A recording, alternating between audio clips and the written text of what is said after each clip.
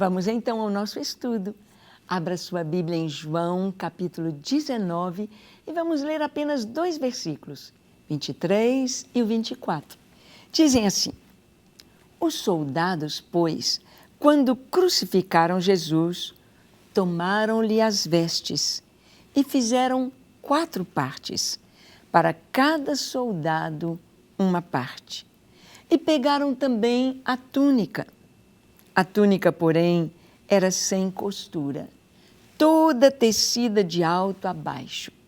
Disseram, pois, uns aos outros: Não a rasguemos, mas lancemos sorte sobre ela, para ver a quem caberá. Para se cumprir a Escritura, repartiram entre si as minhas vestes, e sobre a minha túnica lançaram sortes. Assim, pois, o fizeram os soldados.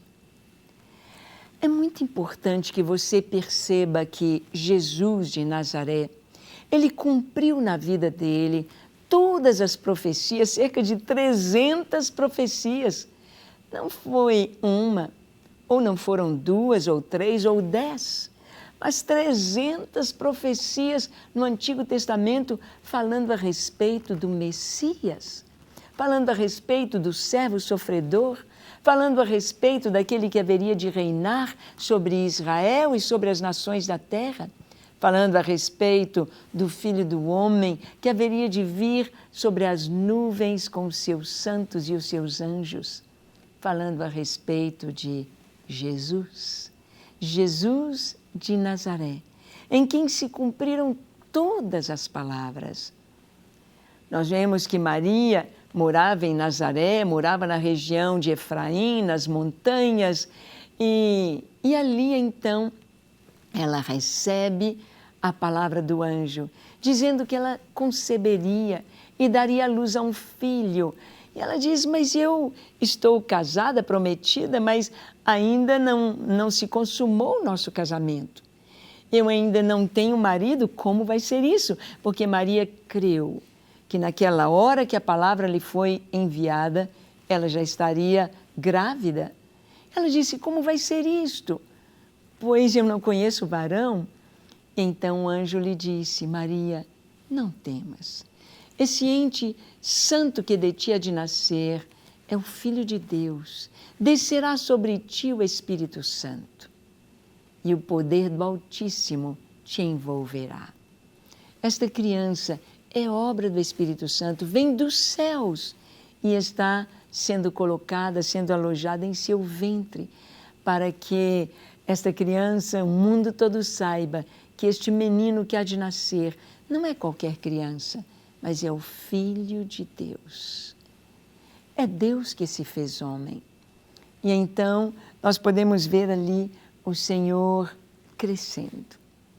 Como menino, é apresentado no templo, aos 12 anos, ele passa pelos testes e mostra uma sabedoria tão grande que os principais sacerdotes e todos estão espantados com a sabedoria de um menino de 12 anos, Yeshua de Nazaré. Se torna um jovem, aos 30 anos, foi batizado por João Batista no Jordão, e João disse, eis o Cordeiro de Deus, que tira o pecado do mundo. João aponta Jesus como o Cordeiro de Deus. Todas as palavras proféticas do Antigo Testamento se cumpriram nele. O Pai atestou, este é o meu Filho amado, nele eu tenho prazer. Lá no Monte da Transfiguração, Jesus deixa o brilho da sua glória extravasar da sua pele, o seu rosto fica brilhando como o sol, as suas roupas brilham que como nenhum lavandeiro da terra faria uma roupa mais branca. E ali, no Monte da Transfiguração, o Pai diz, este é o meu Filho amado, a ele ouvi. Jesus, ele recebe o testemunho dos céus, da terra e até dos demônios. Os demônios que têm de sair das pessoas por ordem de Jesus, da sua palavra, dizem que temos nós contigo, Jesus Nazareno, vieste atormentar-nos antes do tempo, bem sei quem tu és, o Santo de Deus. Ele tem o testemunho do Pai. dos anjos, dos homens e do próprio inferno, ou do reino das trevas. Todos testemunham que Ele é o Cristo, que Ele é o Filho do Deus vivo, e Ele mesmo dá provas disso. E ali na cruz, as profecias relacionadas à morte do Filho de Deus, à morte do ungido, do Messias, que estão ali no Salmo 22, que estão em Isaías 53, se cumprem ali na cruz. O Salmo 22 nos fala: eles repartem entre si as minhas vestes e sobre a minha túnica lançam sortes. João diz que tiraram as roupas do Senhor. Ele foi crucificado despido, nu, como o pecado deixou o homem em vergonha diante de todos, porque ele estava assumindo o meu lugar, o seu lugar, o nosso lugar, diante de Deus, diante dos homens, um lugar de vergonha, um lugar de dor, um lugar de condenação. Despiram o Senhor, repartiram em 4 partes as suas roupas, as suas vestes, mas ali estava a sua túnica, a sua capa, e ela era toda tecida de alto a baixo. E eles disseram: não vamos rasgá-la, não vamos dividi-la, não vai servir para nós um pedaço de pano rasgado. Vamos lançar sortes para cumprir a Escritura, para cumprir o Salmo 22. Ora, se fosse uma coisa programada pelos discípulos, vamos fazer com que todas as Escrituras se cumpram nele, vamos dar um jeitinho. Nada de jeitinho. Tudo foi acontecendo de uma maneira natural. O Senhor mandou registrar a cena da cruz no Salmo 22, em Isaías 53, mostrando que Yeshua de Nazaré é o Cristo. É o Messias, é o Filho de Deus, é o Salvador, mas também é o Rei, Rei dos reis e Senhor dos senhores. E o texto diz que os soldados tomaram as suas roupas, repartiram entre si, para cada soldado uma parte, e lançaram sortes sobre a sua túnica. Não ficou um só detalhe profético com relação à crucificação de Jesus, que não fosse minuciosamente acontecendo naquele momento. Não fosse minuciosamente detalhado, registrado, observado, testemunhado por todos que ali estavam. Nem uma só palavra caiu por terra de toda a Escritura. Tudo se cumpriu.